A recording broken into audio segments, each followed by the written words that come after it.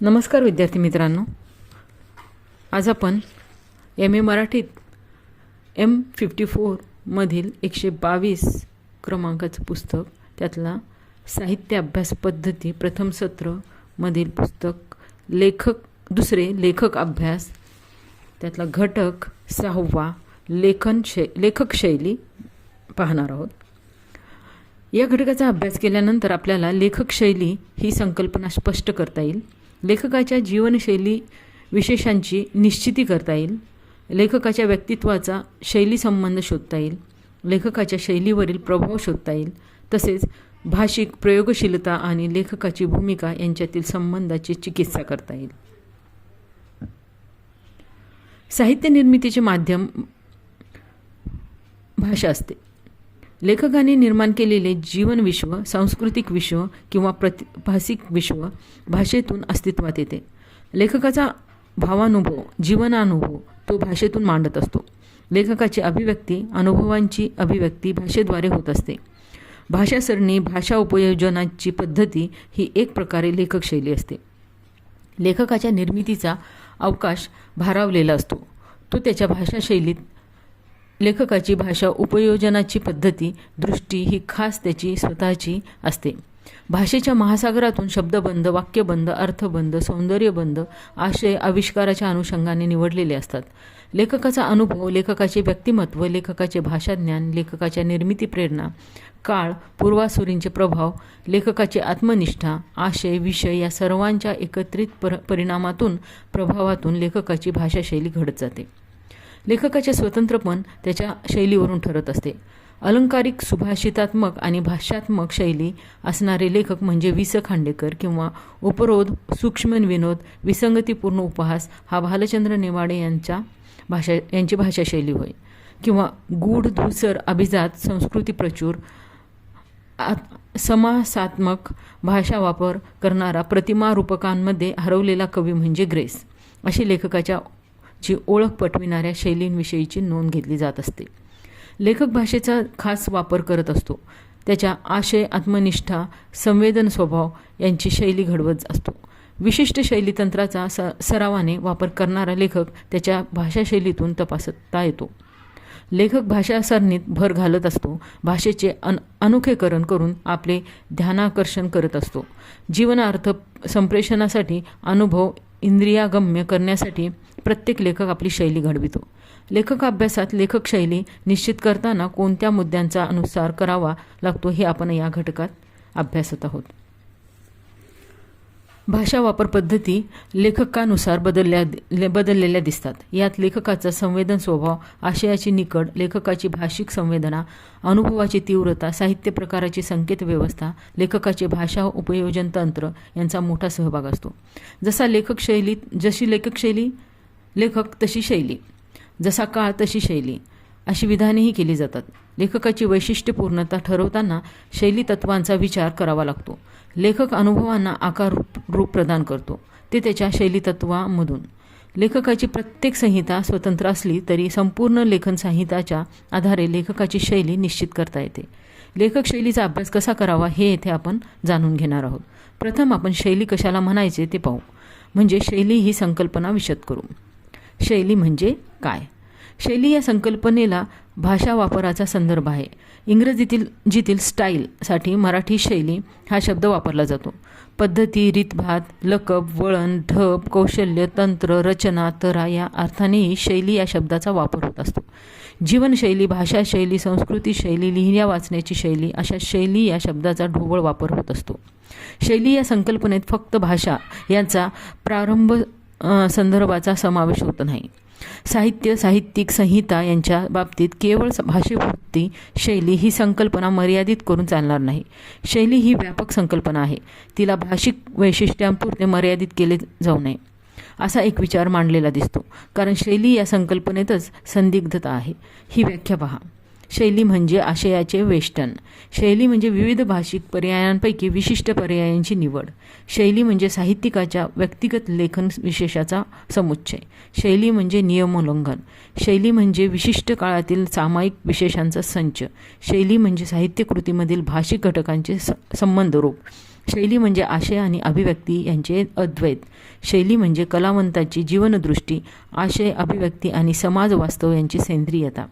संस्कृत काव्यभाषात शैली, संवादी रीती ही संकल्पना आहे. उदाहरणार्थ विशिष्ट पदरचना रीती वामन, रीती रात्मा काव्यस्य वामन, पदसंघटना रीती विश्वनाथ. परंतु संस्कृत काव्यमीमांसा शब्दगंध यांच्या जुळणीचा ठेवणीचाच मर्यादित विचार करतात. मिडलटन मरीने शैलीचा विचार पुढील प्रमाणे मांडला आहे. कलावंताच्या व्यक्तिगत अनुभवाच्या मुशीतून होणारा अपूर्व असा वैश्विक अनुभूतीचा आविष्कार या शैली असे संबोधले जाते. आशयाचे वेष्टन किंवा फक्त भाषा वापर तंत्र म्हणजे शैली असे काही म्हणता येणार नाही. शैली ही आशयाचे अधिक आविष्काराचे सेंद्रिय नाते ठरविणारी असते. ती केवळ भाषेपुरती मर्यादित नाही. साहित्यिक संहिता भाषेतून अस्तित्वात येत असली तरीही ती केवळ भाषिक कृती नसते. सर्जनशील लेखकाचे सौंदर्य निर्माणक संस्कृतीसापेक्ष कलासापेक्ष अस्तित्वरूप म्हणजे शैली असे म्हणता येईल. साहित्यिक संहितेचा निर्माता हा त्याच्या शैलीचा निर्माता असतो. तो युगप्रवर्तन करणारा लेखक असला तर युगशैलीचाही विचार करता येतो. शैलीचा अभ्यास हा लेखक केंद्री, साहित्यिक संहिता केंद्री, भाषा केंद्री, संस्कृती केंद्री, सौंदर्य केंद्री असा विविध दशांनी करता येतो. केवळ भाषेपुरता विचार मर्यादित करता येणार नाही. लेखक नाकारण्याच्या भूमिकांचा प्रतिवाद डॉक्टर यशवंत मनोहर यांनी शैली विज्ञानाच्या संदर्भात नवे साहित्यशास्त्र या पुस्तकात केला आहे. लेखकाची शैली. लेखकाची वैशिष्ट्यपूर्णता, वेगळेपण, नवता, ओळख यांच्या शैलीवरून होत असते. एकाच विषयावर निर्माण झालेल्या साहित्यसंहिता वेगवेगळ्या का असा प्रश्न विचारला तर त्याचे उत्तर निर्माता, लेखक हेही मिळते. लेखकाचे व्यक्तित्व, आशयाची निकड, अभिव्यक्तिरीती अशी सारी मध्यस्थीची ही प्रक्रिया असते. लेखक आपल्या अनुभवातून, प्रत्यक्षगत वावरण्यातून बाह्य विश्व स्वतःमध्ये सामावून घेतो आणि कल्पकतेने, संवेदतेने आविष्करण करतो. या आविष्कारात भाषा वापर, निवड महत्त्वाची असते, पण त्यात आशयद्रव्य, जीवनदृष्टी, समकालीन आविष्कार, विशेष साहित्य प्रकारांची संकेत व्यवस्था, लेखकाची प्रयोगशीलता, संकेत उल्लंघनाची निकड, निवेदन व कथनाची अपरिहार्यता, जीवन जाणीवांची यथोचितता, लेखनाची प्रेरणा, लेखकाचा संवेदन स्वभाव, प्रतिभा, साहित्यिक क्षमता यांची सेंद्रिय अभिव्यक्ती म्हणजे लेखकाची शैली होय. विविध साहित्य संहितांमधून लेखकाच्या समान अभिव्यक्ती रीती, दृष्टी, मांडणी, कथन प्रणाली, परंपरा, स्वीकृती आणि नाकार या बाबतीतले धोरण लक्षात घेऊन काही ठळक विशेष लक्षात येतात आणि लेखन शैलीचे स्वरूप संशोधिता येते. लेखकाचे व्यक्तिमत्व आणि शैली. लेखकाच्या व्यक्तिमत्वातून त्याची शैली अस्तित्वात येते. लेखकाचे साहित्यिक व्यक्तिमत्व त्याच्या साहित्यातून कसे सिद्ध करता येते हे आपण यापूर्वी पाहिले आहे. आपण साहित्य निर्मितीतील आणि साहित्य आविष्कारांच्या शैलीत हे व्यक्तिमत्वात प्रभाव गाजवित असते. लेखक आणि अनेक प्रकारचे प्रात्यक्षगत किंवा कल्पित आणि प्रतिभासिक पातळींवर अनुभव घेत असतो. या अनुभवाची आशयद्रव्यात रूपांतरणाचीच प्रक्रिया निवड व तत्वांवर आधारलेली आहे. घडते, जाणवते खूप आणि साहित्यरूप घडवताना काय सांगायचे, कसे सांगायचे हा लेखकाचा कलात्मक निवडीचा प्रश्न असतो. आपले संवेदन स्वभावानुसार आणि जीवनदृष्टीनुसार, प्रेरणानुसार तो आशयद्रव्याची निवड करतो. निवडीचा निर्णय मूल्यात्मक असतो. अनेक पर्यायांपैकी विशिष्ट पर्यायाची निवड तो करतो. त्याच्या व्यक्तिमत्वाचा ठसा त्याच्या निर्मितीवर, आविष्कार पद्धतीवर, आशय सामुग्रीवर उमटलेला असतो. काही उदाहरणांच्या आधारे आपण व्यक्तिमत्व आणि शैली यांच्यातील अनुबंधांचा विचार करूया. इथे कवी ग्रेस यांच्या ललितबंधातील उतारे पहा दिलेले आहेत. ते वाचल्यावर तुम्हाला लक्षात येईल की लेखकाची शैली, कवी ग्रेसची शैली कशी आहे. तसेच सलील वाघ यांची कविता दिलेली आहे, त्यामध्ये सलील वाघांची लेखन शैली कशी आहे हे दिलेलं आहे. आता आपण बघूया शैली चिकित्सा. लेखकाच्या शैलीची चिकित्सा करताना समग्र लेखन संहितेच्या आधारावर लेखक अभ्यास करावा लागतो. एकेका साहित्यकृतीची शैली शोधून त्यातील समान विशेषांची नोंद करावी लागते. डॉक्टर रमेश धोंडगे म्हणतात, शैली चिकित्सा ही कोणत्याही साहित्यकृतीला लागू पडते. एखाद्या लेखकाचे सर्व साहित्य लक्षात घेऊन त्याची शैली विशेष निश्चित करता येतात. अशा शैली विशेषांचा संच म्हणजे त्या लेखकाची शैली असे म्हणता येईल. एकाच लेखनाच्या 2 कलाकृती शैली विशेषाच्या आधारे तोलता येतील. समकालीन लेखकांच्या शैली विशेषांचा शोध हा एक विशिष्ट काळाच्या शैलीचा अभ्यास होतो. लेखकाची शैली निश्चिती करताना समग्र साहित्य प्रकारातील निर्मिती ही अभ्यास सामुग्री घ्यावी लागते. शैली ही व्यापक संकल्पना आहे. हे जरी खरे असले तरी प्राथमिक अभ्यास हा भाषा विज्ञानाच्या पायावर करावा लागतो. भाषा विज्ञानाच्या मर्मदृष्टीचा विनियोग शब्द, वाक्य, अर्थनिर्मिती, शब्दसंग्रह, व्याकरणिक नियमव्यवस्था यांच्या अनुरोधाने करावा लागतो. कविता या साहित्य प्रकारातील शैली विशेष तपासणे, शोधणे आणि कथनपर, नाट्यात्म अशा साहित्य प्रकारातील लेखकाची शैली विशेष तपासणे हे सारखे नाही. कथनपर साहित्यातील लेखक शैली शोधताना पुढील सूत्रांचा विचार करावा लागतो. लेखकाची आशयात्मक निवड, लेखकाची जीवनदृष्टी, कथानक रचनेचे विशेष, निवेदन, निवेदक, निवेदनातील वैशिष्ट्ये व त्यामागील दृष्टी, पात्र रचनेचे विशेष, पात्र उभारणी, निवेदन, घटना व कृती वृत्तसंबंध, स्थल काल वातावरण निर्मितीची दृष्टी, स्थल कालांचे भान, वर्णन, पात्रकृती, कालिक जाणीवांचे प्रकटीकरण, निवेदन, वर्णन, भाष्याची रचना, जीवनार्थ प्रकटीकरण, विशिष्ट जीवनानुभवांकडे लेखक का आकर्षित झाला, जीवनार्थाचे संसूचन सर्व घटकांमधून कसे घडविले आहे. नाट्यात्मक साहित्य प्रकारामध्ये बघूया शैली. दृक अनुभवांची निर्मिती पद्धती व संवादात्मकता, कथानक, प्रसंग निर्मिती, घटना, घटनाक्रम, पात्रसंबंध, घटनादर्शनाची गती, प्रारंभ, शेवट, परिणामकारक घटना. पात्र रचनेत पात्रांच्या आकृती, उक्ती, बाह्य व आंतरिक व्यक्तित्व निर्मितीचे विशेष, पात्रांचे घटनांमध्ये कार्य, प्रमुखता, गौणता, वास्तव भासात्मकता, कल्पकता, पात्रसंबंधी निर्मितीचे विशेष. वातावरणात स्थल काल दर्शनाची तंत्रे, संवाद, कृती, नेपथ्य यामधून वातावरण निर्मितीचे विशेष, अवकाशाची जाणीव. नाट्यामध्ये तान निर्मिती, तान विसर्जनाची तंत्रे, नाट्यात्मक घटना, व्यक्ती यांच्या निर्मितीची सूत्रे, औचित्य. सादरीकरण तंत्रात संहितेतील रंगसूचना, विराम, गती, घटनावेग, घटनास्थैर्य, घडणे न घडणे, भावस्था निर्मितीची पद्धती, संवाद रचना, संवादाची कथानक, पात्र निर्मितीतील भूमिका.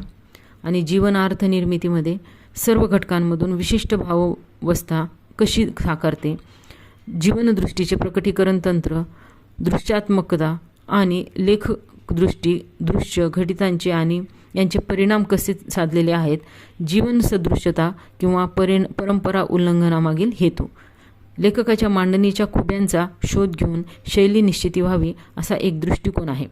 साहित्य प्रकारांनुसार शैली विशेष शोधावे लागतात. डॉक्टर रमेश धोंडगे आणि कथा कादंबरीचे साहित्यत्व हे त्यांच्या रचनेतील मांडणीत असते.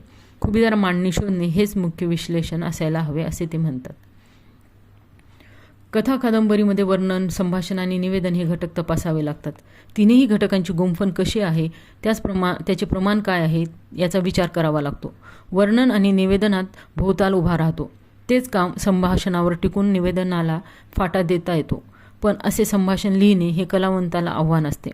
निवेदक हा त्रयस्थ असणे किंवा कथेतील पात्र असणे किंवा अनेकमुखी निवेदन करणे असे पर्याय संभवतात. निवेदक हा घटकांचा साक्षी असतो. निवेदक हा स्थिर बिंदू ठेवून भोवताल कसा बदलतात याचे विश्लेषण केल्यास निवेदनाच्या वापरातील कलात्मक रचनेचा उलगडा होईल. घटनांचा क्रम हाही कथा कादंबरी नाटक यातला महत्त्वाचा घटक आहे. कालक्रमानुसारी गुंफण ही सामान्य रचना कलावंत ती अनेकदा स्वीकारतो, पण त्यात अनेक खुब्या वापरून कथा कादंबरी संदर्भ निर्देश हे कार्य काव्यनिर्मिती या कार्याइतकेच महत्त्वाचे असते. मात्र संदर्भ निर्देश हा वृत्तपत्रीय किंवा केवळ वास्तव वर्णन करणारा नसतो. त्या निर्देशातही काव्यत्व असते. लेखकांच्या निवेदन, कथारचना, पात्र उभारणी, घटना प्रसंगाची मांडणी, संदर्भ निर्देश यांच्या रचनेची, खुब्यांची, तंत्रांची चिकित्सा कथा, कादंबरी, नाटक या साहित्य प्रकारात धोंडगे यांनी अपेक्षिलेली आहे.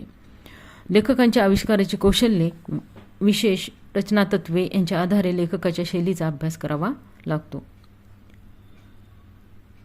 लेखक शैली मीमांसा एक नमुना अभ्यास निर्देश.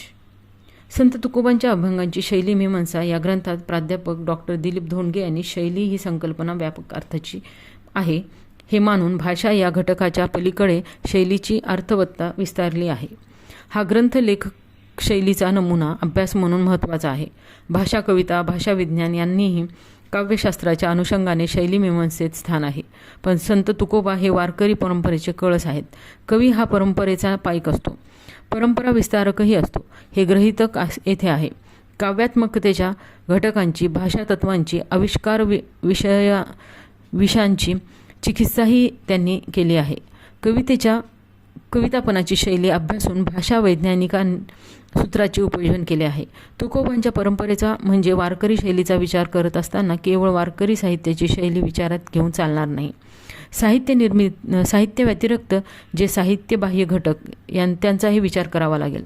वारकरी शैलीचे समग्र स्वरूप आकळण्यासाठी हे आवश्यक आहे. साहित्यबाह्य घटकांमध्ये वारकरी संप्रदायातील आचार, उपासना पद्धती, पेहराव इत्यादी गोष्टींचा समावेश होईल. शिवाय साहित्य व साहित्यबाह्य घटक यांना संयोजित करणारा तत्त्वज्ञान हा घटक आहेच. तुकोबा वारकरी संत म्हणून वारकरी शैलीचा विचार, शिवाय वारकरी संप्रदायातील आचार, उपासना पद्धती, पेहराव, वारकरी तत्त्वज्ञान यांचाही समावेश वारकरी शैलीत त्यांनी केला आहे. साहित्यपण, साहित्य लक्षणे, काव्यतत्वे यांच्याबरोबरच संस्कृती, तत्त्वज्ञान यांच्या सत्वांचाही शैली मीमांसेत समावेश झाला आहे. रूप, नादमयता, वाक्यविस्तारीय काव्यात्मकता, प्रतिमाबंध असा काव्यशैलीचा अभ्यास करून कथन मीमांसा, अवतरण क्षमता, भावार्थ विचार यांच्या सूक्ष्म पाहणीमुळे शैलीमीमांसा हा एक बृहद अभ्यास विषय मानला आहे. तुकोबांच्या अभंगातील कथा, सुभाषितात्मक भाष्य, त्यांच्या रचनातत्वांचा विचार ही भाषा शैली अभ्यासात मोठी भर आहे. अर्थनिर्णयशास्त्र, अध्यात्म, संस्कृती, परंपरा, भाषा वापर या दृष्टीने अभंगाची भावार्थपर शैली निश्चित केली आहे. संत काव्याची शैली, संत कवीची शैली कशी कोणत्या सौंदर्य सूत्रानुसार करावी याचा दिशानिर्देश या ग्रंथातून मिळतो. शिवकालीन कवीचा, संत कवीचा अभ्यास करण्याची आधुनिक मर्मदृष्टीही येथे मिळते. लेखकावरील शैली प्रभाव व लेखकाची क्षमता. लेखकाचे प्रारंभीचे साहित्य पूर्वकालीन किंवा समकालीन लेखकाच्या शैलीच्या प्रभावाने भारावलेले असू शकते. पहिली साहित्यकृती विविध प्रभावाने भारावलेली असली तरी लेखकाचे स्वतःचे म्हणून काही वैशिष्ट्य निश्चित असते. एकदमच स्वयंभू किंवा परंपरा नाकारणारे लेखक कमी असतील. भाषिक आणि साहित्यिक संस्कार हळूहळू लेखक दूर सारतो आणि स्वतःची वाट निर्माण करतो. वाटावळण घेत मौलिक असे सर्जन करतो. अभिव्यक्ती रीतीचे अनुसरण, आशयद्रव्याचे अनुसरण, समकालीन मांडणीचे अनुसरण करण्यातून आत्मविश्लेषणाच्या अवस्थेत लेखकाला स्वतःची शैली निर्माण करावी लागते. लेखक तशी शैली असे म्हणताना लेखकाचे वेगळेपण, व्यक्तित्व आणि प्रतिभा, ज्ञान, कल्पकता याचे निर्देश घडतात. व्यक्ती तितक्या प्रकृती या प्रयोगातही लेखकाच्या वेगळेपणाचे संसूचन आहे. विशिष्ट काळात विशिष्ट अभिव्यक्ती पद्धती, साहित्य प्रकार, उपप्रकार यांचे चलन अधिक असते. सुरेश भट यांच्या गझल निर्मितीला रसिकांचा मोठा प्रतिसाद मिळाला. सुरेश भट यांची गझल साहित्यिक आणि सामाजिक स्तरांमध्ये गुणवान म्हणून स्वीकारली गेली. नवे होतकरू किंवा मग कवी सुरेश भट यांच्या गझल रचनांमधील तंत्राचा अनुसर करू लागले.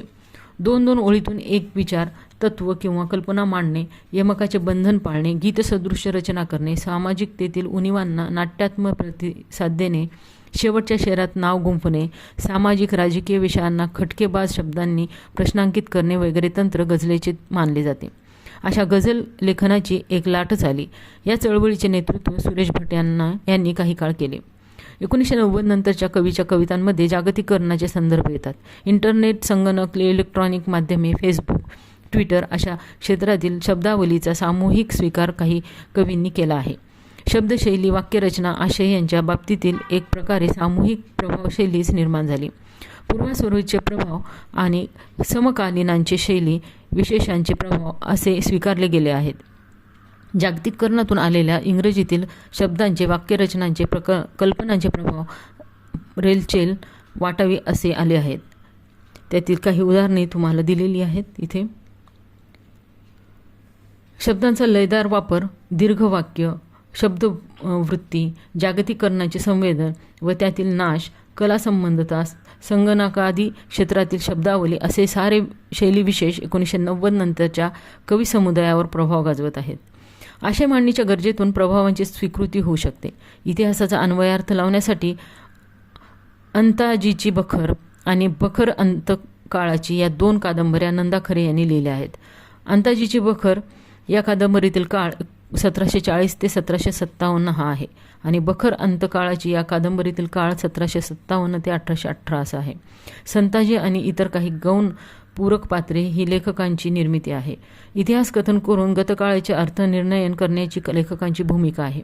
घटित पेशवकालीन आणि निवेदक लेखक वर्तमानकालीन 20व्या शतकातील आहेत.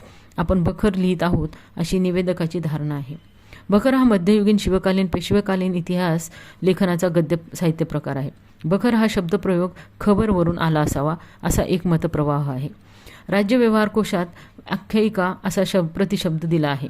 इतिहासातील गौरवशाली घटना, व्यक्ती, पेच प्रसंग सांगण्यासाठी बखर लेखनाची परंपरा आहे. बखरीत ऐतिहासिक सत्य घटना आणि कल्पित घटना, व्यक्ती यांची विलक्षण सांगड घातलेली असते. घटनाकथन, घटनावर्णन, पात्र स्वरूपाची निर्मिती, पात्रांच्या कृती, उक्ती, नाट्यात्मक प्रसंग, नैसर्गिक कालक्रमाने कथन, म्हणी, वाक्प्रयोग यांचे उपयोजन, प्रसंग चित्रणातील स्वभावोक्ती, अलंकार, ओजरस, वीररसनिर्मिती, करुणा रसनिर्मिती अशी शैली लक्षणे साहित्यपण म्हणून तपासली गेली आहेत. कादंबरी हे कल्पित दीर्घकथनपर गद्य असते. बखरीचे निवेदन, पात्रचित्रण, कथानक, रचना, संवाद, स्थलकालसंबंध, वातावरण, जीवनदृष्टी असे घटक कादंबरीशी मिळते जुळते आहेत. लेखक आपले सत्व राखण्यासाठी इतर लेखकांचे शैली प्रभाव टाळण्याचा प्रयत्न करत असतो. आपली मौलिक शैली प्रत्येक साहित्यकृतीतून स्वतः घडवत असतो. शैली घडवण्याची प्रक्रिया बहुधा जाणते अजाणतेपणी घडत असते. स्वशैली प्रस्थापित करताना परलेखकाचे प्रभाव बाजूला सारून लेखक शैली घडवीत असतो. भाषिक प्रयोगशीलता, त्यात लेखकाची भूमिका काय असते? लेखकाची भाषा वापर पद्धती ही आशयाच्या मागणीप्रमाणेच त्याच्या व्यक्तित्वाची निकडही असते. कविता या साहित्य प्रकारात लेखकाला नियमोल्लंघन, शब्दालंकार, प्रतिमा निर्मिती, मिथक रूपक निर्मिती, नादलयता निर्मिती, भाव अवस्था निर्मिती यांच्या अनुषंगाने भाषेचा अनोखा सौंदर्यपूर्ण वापर करावा लागतो. अर्थात यात जाणीवपूर्वकता ठरवून प्रयोग असे असत नाहीत. आशयातील प्रयोगशीलता आविष्कारातही संक्रमित होते. रूढ संकेत व्यवस्थांची, नियमव्यवस्थांची, परंपरांची स्थगिती चलित करताना असंकेतिक भाषासरणी लेखक निर्माण करतो. नियमोल्लंघन करण्यामागे कलात्मक आणि सौंदर्यात्मक कारण असते. स्थिर ठरीव व साचेबद्ध भाषेला विचलित करून नवी काव्यभाषा, स्वभाषा शैली लेखक निर्माण करतो. शब्द, वाक्यबंध, अर्थबंध, शब्दसंग्रह या भाषा घटकांची व्याकरणिक नियमव्यवस्था मोडून ध्यान आकर्षणासाठी आणि सौंदर्य निर्मितीसाठी नियमोल्लंघन केले जाते. असांकेतिक पण उचित भाषा वापर ही लेखकाची प्रयोगशीलता म्हणता येईल.